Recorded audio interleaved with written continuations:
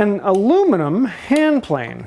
What an amazing idea. I mean, why didn't this take off? Why aren't there more of these out there? For a while, Stanley actually used to offer a whole line of planes, not just bench planes, but also some of the shoulder planes and specialty planes in aluminum, which is a fantastic idea. It's lightweight, which means I can use this a lot longer throughout the day. I can get a lot more work done with a light plane. And oh wow, that thing's really heavy in comparison to one of those. Now, yes, it was more expensive because aluminum is almost always more expensive than cast iron. But the added expense should be worth the loss of weight and the ease of use, right? One of the problems is the plane turns into a bit of a crayon, leaving black marks on your work. So yes, I can plane a lot longer, but every time I go on the board, there's another black mark left from the last pass. Not to mention it gets dinged and scratched and pitted, and the middle wallows out much faster, so you have to flatten this more often.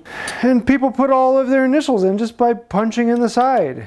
Stanley has a long list of ideas that sound good on paper until they actually get them out.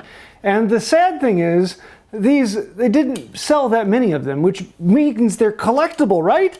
Well, honestly, a little bit. They're worth a little bit more than these ones, but even though these are still relatively rare and you don't come across them that often, they don't cost that much more than these. They're just kind of like this thing that Stanley did that even though they're rare and kind of collectible, still nobody likes them. Kind of like the number one.